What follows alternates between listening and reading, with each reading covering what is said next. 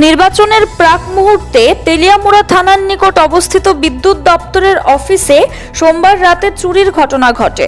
তেলিয়ামুড়া বিদ্যুৎ দপ্তর division 2-এর store রুমে রাতে কোনো এক সময়ে চোরেরা বিদ্যুতের বিভিন্ন সামগ্রী চুরি করে নিয়ে যায়। মঙ্গলবার সকাল নাগাদ ঘটনা প্রত্যক্ষ করে দপ্তরের কর্মীরা। তেলিয়ামুড়া বিদ্যুৎ দপ্তরের ডিভিশন 2-এর ম্যানেজার অনিরুদ্ধ দাস জানান, রাতে নাইট ডিউটিতে যে সমস্ত কর্মী ছিলেন তারা রাত আনুমানিক 3টা নাগাদ অফিস কক্ষে ছিলেন। সম্ভবত এরপরই চুরির ঘটনা সংঘটিত হতে পারে। তেলিয়ামুড়া থানার নাকের ডগায় অবস্থিত বিদ্যুৎ দপ্তরের অফিস। এমন জায়গায় চুরি হলে রাতের তেলিয়ামুড়া কতটুকু সুরক্ষিত, এর উপর আবার নির্বাচনকে কেন্দ্র করে রয়েছে বাড়তি সুরক্ষা। চুরির ঘটনায় চিন্তিত বিভিন্ন মহল। ঘটনাটা আনুমানিক ভোর রাত্রে 3টা সাড়ে 3টার সময়, সম্ভবত এই টাইমে যখন আমাদের কোনো স্টাফ থাকে না, তখন আমাদের পিছের জানালাটা ভেঙে কিছু চোর আমাদের স্টোরের ভিতরে যে সব মালগুলি ছিল ওইগুলি লুটপাট করে নিয়ে যায়। বিগত কিছুদিন আগেও এই ধরনের দুর্ঘটনা হয়েছে আমাদের সাথে, এবারও সেম টাইপের একটা ঘটনা ঘটলো।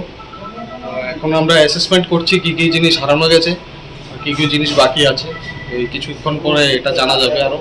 আমরা আরও ভালো করে তদন্ত করে দেখছি। আমাদের যে মেইন স্টোরটা ওটাও খোলা হয়েছে, কিন্তু ওটার থেকে আপাতত এখনও কোনো মাল সরানো হয়নি ধারণা করা হচ্ছে, কারণ মালগুলি আনইনট্যাক্ট আছে।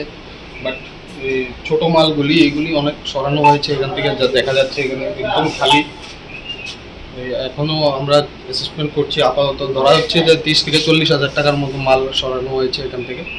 আর আমাদের কল রুমের তালাটাও ভাঙানো হয়েছে, কিন্তু কল রুম থেকে কোনো বিশেষ ধরনের মাল তো সরানো হয়নি, কিন্তু কিছু ছোটোখাটো যন্ত্রপাতি এইগুলি সরানো হয়েছে এটা ধারণা হচ্ছে।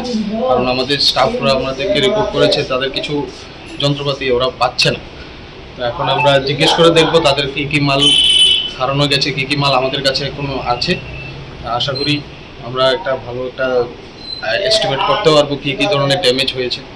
তো আমাদের সিনিয়র ম্যানেজার আর ডিজিএম সাহেবও আমাদেরকে একটা ডাইরেকশন দেবে কী কী করতে হবে। এটা কি দপ্তর? এটা Teliamura sub division 2, electrical sub division 2। এটা আগে যে ঘটনা হয়েছিল তখন কি পুলিশকে জানানো হয়েছিল প্রিভিয়াসলি। ওই পুলিশ এসে কিছু তদন্ত করে কিছু ফিঙ্গারপ্রিন্ট বাগেরা এইসব নিয়ে গেছিলো, কিন্তু এখন পর্যন্ত এটার কোনো সুরাহা হয়নি এই ঘটনাটা একদম প্রিভিয়াস ঘটনাটা। থানার থেকে কতটুকু দূরে? থানার থেকে এই অফিসটা মাত্র ঢিলছোড়ার দূরত্ব প্রায় 100 মিটারের কাছাকাছি হবে। Siri TV, channel for news and entertainment.